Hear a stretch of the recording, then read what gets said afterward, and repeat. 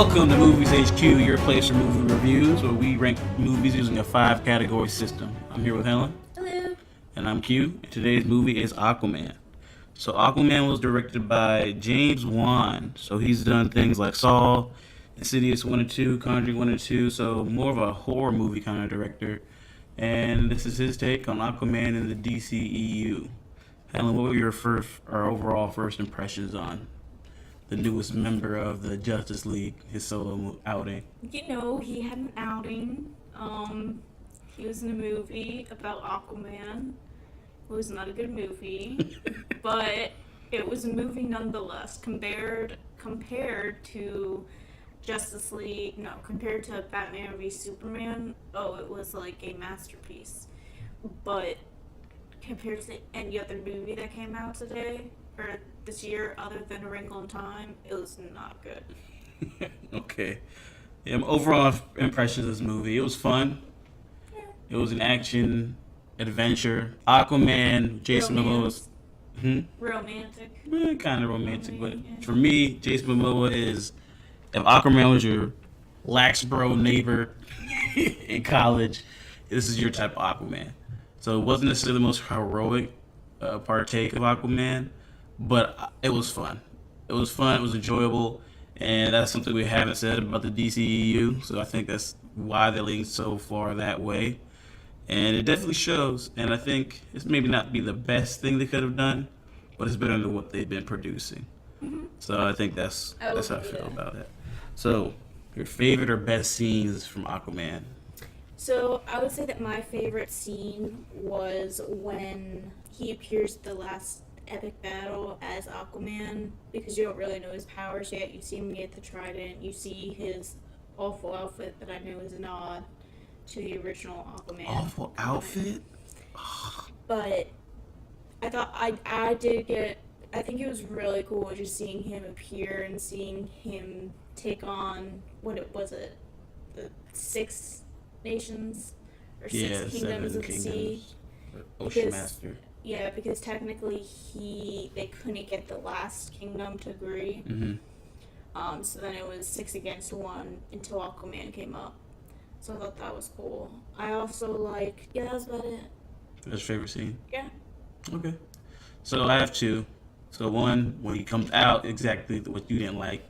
When he comes out in the classic Aquaman armor and just puts the trident down for the first time, that is an epic moment. And I thought it was well deserved. So we've seen origin stories before, and they kind of just show up and become the superhero, right? Mm-hmm. And he had to earn it. So I enjoyed that. I thought it was a cool moment when he comes out of the waterfall and it's like, Aquaman is here. Their king is here. So I thought it was really cool. And then I really liked, it was very early in the movie, but Atalanta, so his mom, the queen of what's it called, Atlantis, her initial fight scene. Okay. So that really took me. We're going into, I know it's going to be action scenes and she's the queen, but I didn't think she would kick that much booty. Yeah, kick that much booty. Like, they busted in the door and then she's chucking or trident through people's chest and flipping and dodging, and that was just such a surprise for me.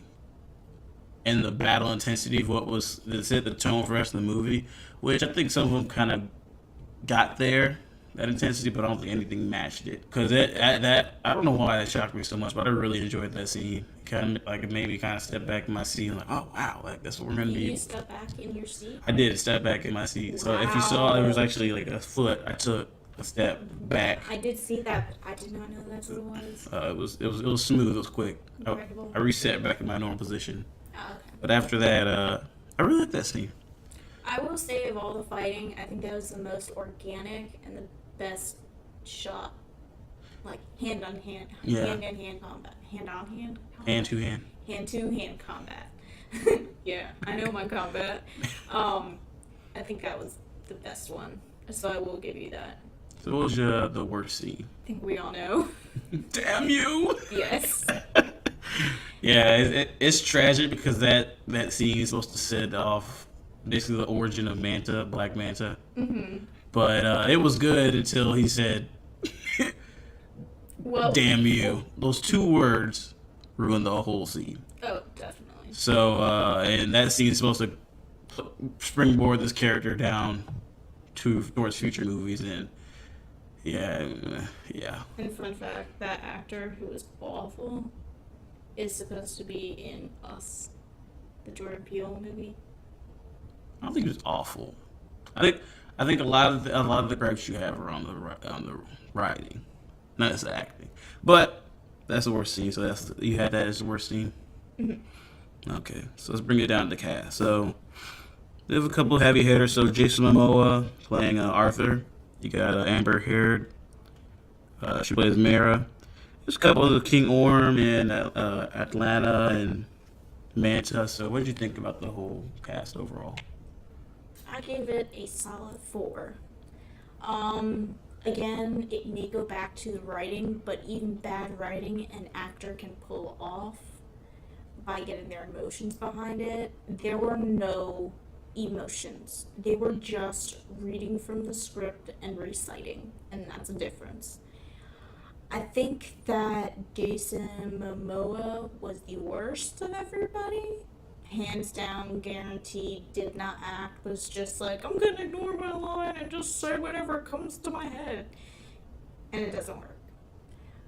Nicole Kidman was not good either. I think she must have needed money for the time or something, because that's why she took on the role.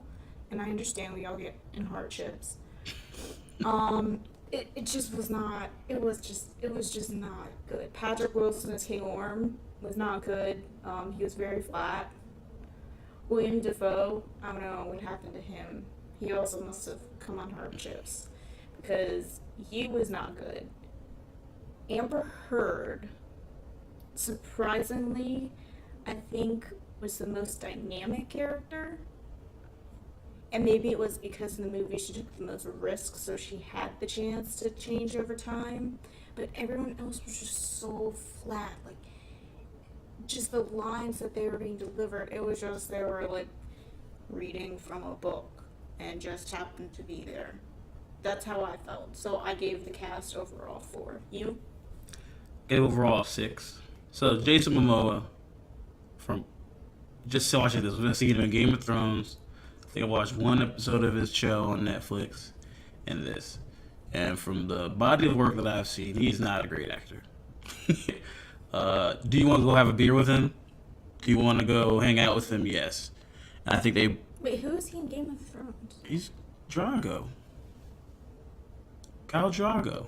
Oh, yeah, that's right. Never Yeah, mind. it was at the beginning, yeah. Yeah, and he didn't say basically. He didn't say much. He just kind of grunted and killed things. And had sex with Daenerys. But I love to see that. I think a lot of people love to see that. And I think they played off of that. And this was their DC's attempt to make Aquaman cool. Aquaman has been a joke for years. And He didn't help. he made Aquaman cool. I know he wasn't the best acting chops, but it was entertaining. It was a fun action movie. And I think everyone in this movie kind of brings a little comedy to it. And I think that's a retaliation or reaction from past DC movies. So, yes, it's a little goofy. And yes, there's some things that should be a little more serious that aren't. But I think that's just in direct response to the negative feedback DC's been getting. So I think if we had a little bit more time or something in between to kind of lighten it up so it could meet somewhere in the middle. So you're saying it was cheesy on purpose? Yes. Okay. So I think because of that, because I mean, let's not be like, we know everyone hated Batman vs Superman, everyone hated Suicide Squad, and everyone goes, it's too dark, it's not fun, it's taking itself too seriously. So they went the opposite direction. Now they probably went a little too far, but I think it was better than what we've been had, because that's English. But yeah, so Jason Momoa, he wasn't great. Amber Heard, I think you're right, was the best out of all of them. But I did like King Orm. Patrick Wilson. Yeah, so he sold me. Like, he's being a tyrannical dictator, so it's not too much. Words. Huh? Some words. But there's not too much to go off of or to branch out from what he was given. But I think everyone met their role at a basic level, so that's why I gave it a 6. It's not great, but I think I'll say it's a little above average. It wasn't just calling it in. You say it's more calling it in, but I think they did enough to get a 6 for me. So what about the plot? What'd you give the plot? I also gave the plot a 4. Okay. You can't really mess with the plot because I haven't read the comics, but I assume it follows the comics Fairly pretty closely, much, yeah. or takes from the comics. So for a origin story, you can't really stray far from the origin that's already existing. I think they may have been able to tell it differently, and they could have cut out like half an hour of the movie because the movie was also too long for an origin story. I think an origin story should be tight and to the point. You are there for the origin story, and that's basically it. That's when a sequel takes place. That's when, you can expand upon the origin story. But this movie was almost 3 hours for an origin story. That was unnecessary. So, that being said, I really think that if they had reeled it in a little bit and tightened down on the plot, made it a little cleaner, a little crisper, then I would have given it like a 6. So I did give it a 6. And the reason I gave it a 6, it was basic because it's an origin story, right? But there was a lot going on. But the fact that a lot was going on, it still made linear story, sense, saved it for me. So again, we're comparing it to the DCEU. Batman vs. Superman, there was so much happening, and there were so many questions rather than answers in the movie. I still have questions years later about that movie. Or a year later, whatever But it was. this movie, Aquaman, I feel like most of our questions the baseline questions you had at the beginning of the movie were solved by the end. Like, you figured out what happened to his mom, you figured out how he was king, you figured out the kind of thinking behind Mir's dad, that king, I forget his name, and the Black Manta, you figure out his origins. So there's a lot going on, but they wrapped it up together. So if they took some of those storylines out, maybe it definitely would have made a shorter movie and maybe a cleaner movie. But as we know, this is supposed to build on an existing universe, and they put things in there that made sense to the story and wrapped it all up. Because it was a little cluttered, I kind of lowered the score a little bit. And again, it was predictable. We don't know the origin, but we know it's going to happen. There's nothing that tricked us or plot twist that was that crazy. So I gave it a 6. It wasn't middle of the road, but it just popped up there. So what about production design? What did you give that? I gave it a 3. A 3, really? Well, here's the thing. And I know that they weren't trying to be scientifically accurate with ocean creatures, but sharks don't roar. Am I right? I mean, yeah. That is true. But I mean, it makes it more exciting. It does not make it more exciting. I was like, what? So it's kind of like we have you ever unsheathed a knife or a sword? No. It doesn't go shink. It's just comes out. And that's fine. So why can't a shark roar? Okay. It's just at least make an attempt to get things right, or from the beginning say this is a spoof film. So how about this too? They were going in between being a spoof and a real film, and there was no. It wasn't like it walked the line. It was either a super dramatic movie or a spoof, but there was nothing in between. So to me, that's what annoyed me. It was like, okay, there are sharks, they're riding seahorses, fair enough, even though seahorses probably don't get that big, but I'll let it slide. But then, you're thinking, okay, that's fine. Mm-hmm. It's Atlantis. But then the sharks open their mouths and they roar. And I'm like, that just took away everything that I just let go. In the movie Defense, so Atlanteans can hear and talk underwater, because you can barely hear something from a human's perspective, right, when you talk. So maybe from an Atlantean perspective, they actually hear these sounds.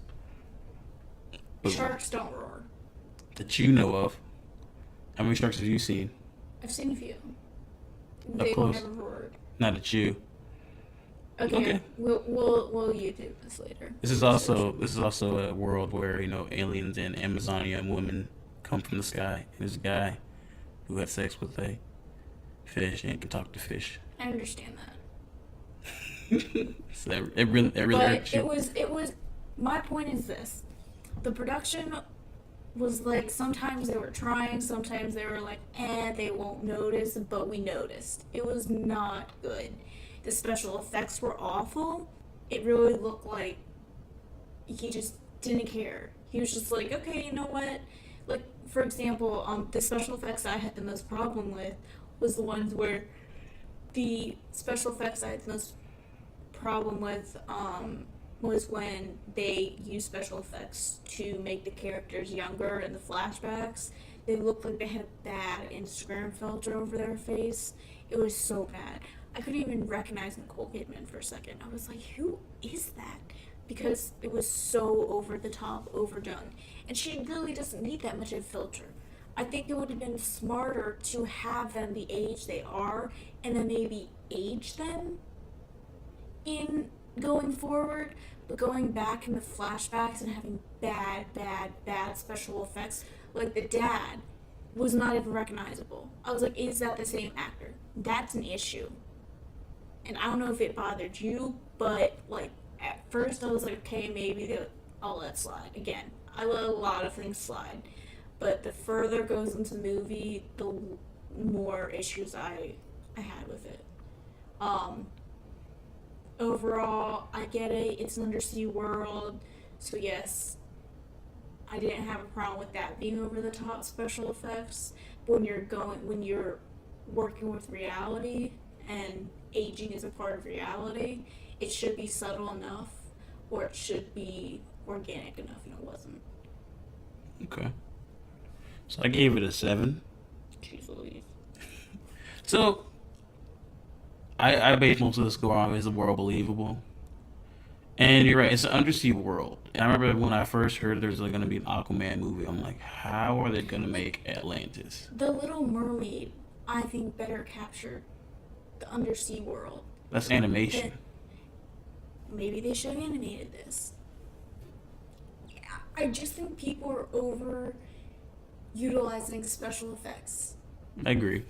And this movie definitely did it. They were like, But what kind of practical way could they have made Atlantis, though? You know what I mean? They could have taken away some of the special effects, though. They didn't need the whole... So what other... There's not that many undersea worlds to compare it to. Like, you have The Little Mermaid, you have Atlantis, the Disney Atlantis movie. What else is there?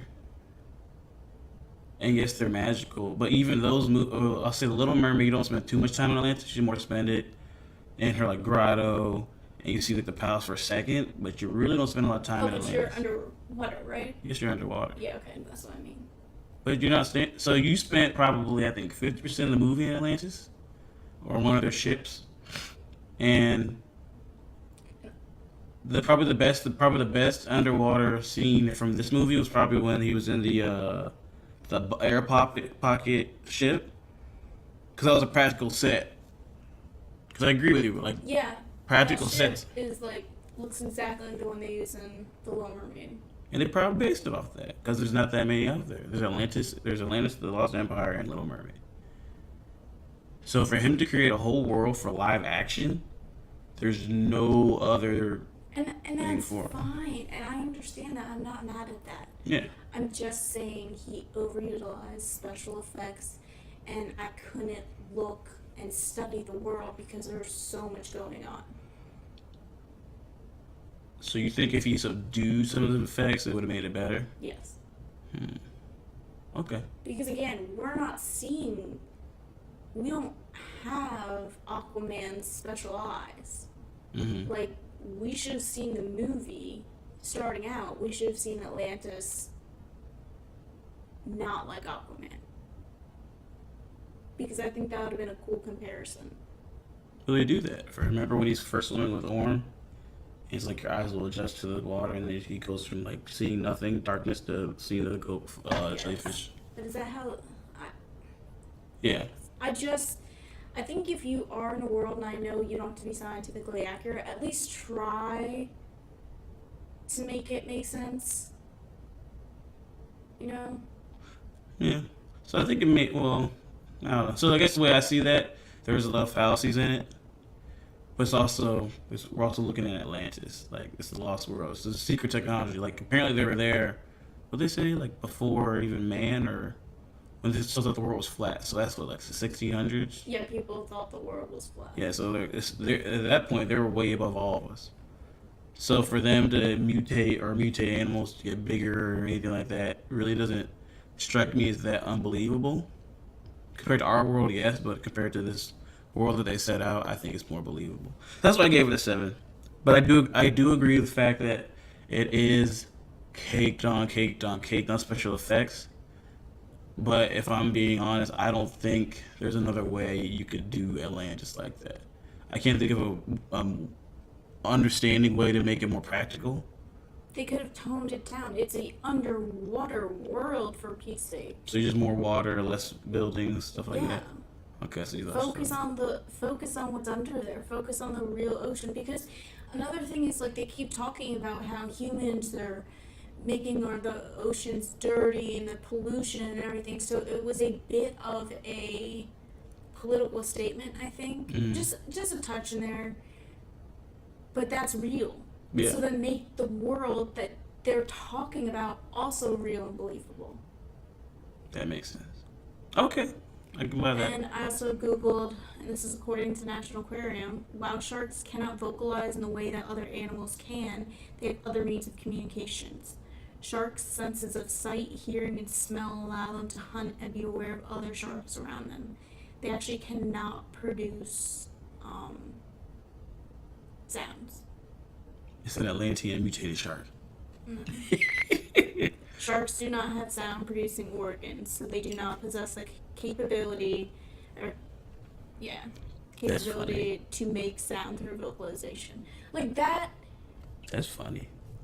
I mean, I didn't notice it at all, but it's just, I love how you're triggered by it. That's just because that to me is just lazy. Not even doing that research.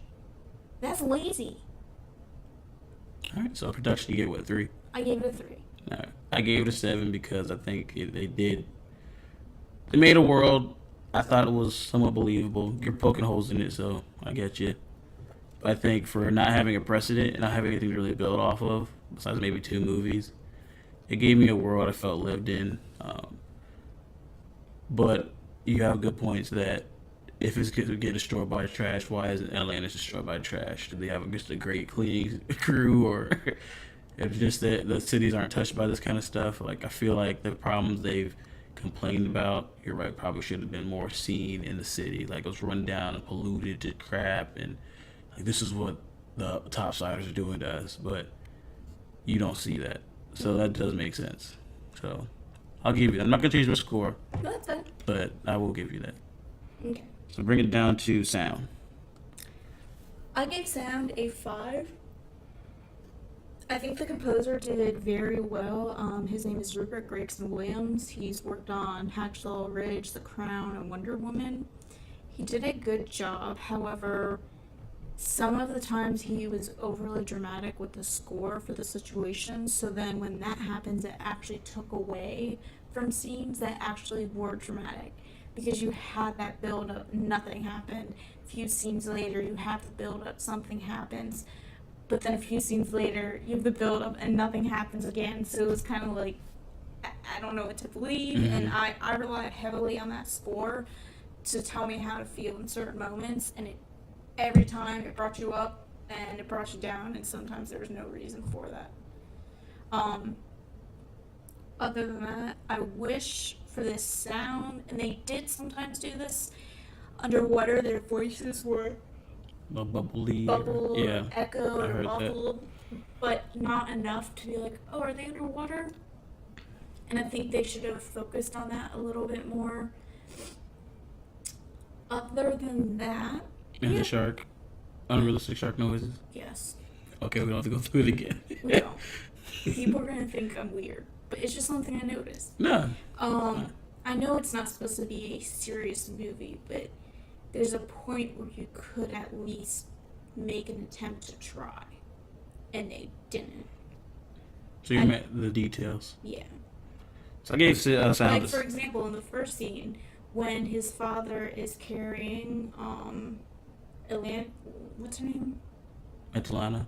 Atlanta, out of the water, like, when you're asleep or you're unconscious, you can't hold things in your hand. I did notice that. Yeah, she holding held her on to her trident. I trident. was like, "What are you doing?" And see, I that's did notice something that. you noticed, Yeah. and that scene right there, I knew is not going to be a good movie from the get go.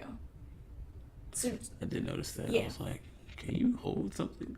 He's got locked. Or no, that's fair. All right, but so anyway, so But sound. again, the music, I liked the score. I really did. I genuinely thought it was a good score. It was the best part of the movie. But it was so overdramatic, and that goes back to the director's job. Either make it a spoof film or make it an overly dramatic film. And he couldn't decide, but the music told one tale, and the directing told another. That's fair. Okay.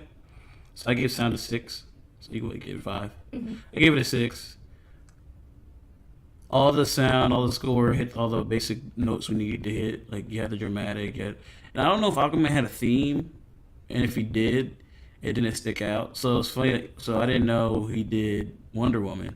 So Wonder like that doom doom doom doom. So like Wonder Woman, I know for a fact had a theme, and it stuck out. So Aquaman's theme, I'm sure he did it because I think everyone knows that the main character should have a theme, but it doesn't stick out to me. Just thinking back on it. So we watched the movie once, so the fact that nothing stuck out to me, but I do remember watching the film and having like certain dramatic points, like the score building up certain moments and helping. So it hit all the notes it needed to, but it didn't. Nothing in there made it special. Yeah, like it Yeah, so that's why I gave it a 6. to me, it felt like the composer and the director were on two different pages about what kind of movie they wanted it to be, and that shouldn't have been the case. And that to me is on the director because ultimately he has the final say. So since you're talking about the director, how would you rank him out of 10? I gave him a 4. 4. And basically for the reasons that we said before, just the laziness of the film, the fact that it couldn't decide which way it wanted to be. Did it want to be a spoof of a movie? Did it want to be a serious movie? I also think that yes, Jason Momoa was a good pick, but like at least get somebody who can pretend to act. He could not act. You could tell because the lines they gave him were, I don't even think he said more than 3 sentences at a time, if that. Like, they gave him baby lines just so he could get through. Think about it. Did he ever have He had a couple of moments. So remember when he's in the boat, he's like, I don't deserve to be a king. I'm not this, I'm not that. I'm not your king. I think that was his heaviest acting moment in this movie.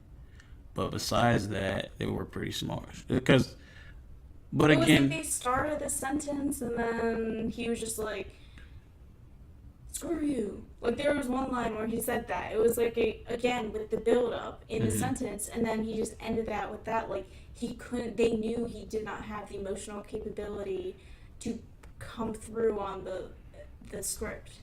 so I wonder if it's more. So again, I think we have to put writing in this category too. So I gave him a 5. We said 6 or Boy, I said 4. boy. Man, child. Anyway, so yeah, I gave it a 5. So I think 6. I meant 5 then. I wonder if. I guess what I want to know. I want to know how involved the studio was in this, because DCU is in a funk, and they're kind of in panic mode because they've done too much. They hit their panic button. Yeah, like they've done too much to restart it, but they're losing fan bases quick. Mm-hmm. So I think it was because James Wan's done a lot of influential work, but I will say it's been in horror. And he did one franchise. He did Fast and Furious, and everything in this movie I would say is pretty safe. Like there's something about this movie in every little piece that someone's like, oh, I like that. There's nothing that's dividing or. So I wonder how much of that was James Wan or the producer or the studio getting involved. Because I gave it a pretty low score, especially for me, right? I'm usually the generous score giver. I agree with everything you've mentioned. So there's some tone shifts that just kind of don't make sense at the time, and some humor that doesn't make sense at the time. And Jason Momoa, I think they just the humor's there. Like they have the action, so the action's pretty good. I think out of some of the DC movies, the best action I've seen in a while. And there's been different ways of shooting it too, like some of the chase scenes and going from one scene to another scene. Like those are really unique for a quote unquote like blockbuster action movie. There's some pretty unique scenes, so that was really cool. So that like made me boost it up. But then some of the I think there's a lot of overacting. Like I wanted to like Manta, and he just did some like. I remember like when he's like, "I don't want money, I want Aquaman." I'm like, "You gotta live, bro." Like, I don't care if you've been a pirate for this long. You should know you need some kind of financial backing, like, or work that against you, like things like that. And like his always like grimacing, like it's one track mind. Look like it just looked like they were the first movie to use special effects, and they're like, "Hey, what about this? What about this? Oh my gosh, what about this and this and this and this?" And they just like threw it in the ocean. I was like, no, that's not. I wonder what their special effects budget was, because it had to be ridiculous. Oh yeah. Because Atlantis is all They for the expected special it to save effects, and the movie, and it did not. oh well. Yes. I wouldn't expect to say the movie, but they had to rely for half their settings. They had to be special effects. All their monster special effects. That whole big battle scene special effects. Like they threw a lot of money into special effects, and because of that, you find there's always the bad parts of the special effects. Because I don't know who quality checks, but there's no way you can look at that whole thing and and not fall down a little bit, right? So I think if the movie's fun, there's a lot of stuff happening, but it need to be tighter all around. So that's why I gave him a 5. Like it's fun, but I would say on like the third or fourth rewatch, it'll be unwatchable at that point. Yeah, I wouldn't watch it again. Yeah, so you wouldn't even watch it again. I will watch it again just to laugh at it. Not only that, but like it didn't make me think whatsoever. And I know there's some movies that you go in to escape into a world, but I think for as many movies as we watch, we always have discussions after movies that are bad. There was really nothing. No, it was there to take away from it. And I know that's not the point of the movie, but at least give it something. No. And it didn't. No, I mean you say it's not the point of it, but I would say every superhero movie has a little kind of message behind it. We've talked about it. So yeah, there's that. So what was your overall score? Overall, I gave it a 6. Okay, I gave it a 4. 4. Yeah. Yeah, it's fun. I would say see it in theaters to see the big world that you did not like at all, but I thought it was fun. It was on par with being as bad as Avatar for me. Oh yeah, you do hate Avatar. I hate Avatar. I think you don't like special effects. That may be what it No, is. it's not that. I just hate Avatar. It's a fun joyride, but yeah, I gave it a 6, and I'm the generous grader. I'm not. She's not at all. I feel very generous for giving it a 4, actually. I think that's a good score for you for this movie. I wanted to give it a 2, but it wasn't Wrinkle in Time, Thank you. so I couldn't. Thank you everyone for listening to Movies HQ. You can listen to us on iTunes, Spotify, YouTube. Tell your friends, tell your loved ones, subscribe, like, and comment to help us out. And remember, we aren't critics and we aren't experts. We're just a couple that loves movies. This is Movies HQ signing off. Bye.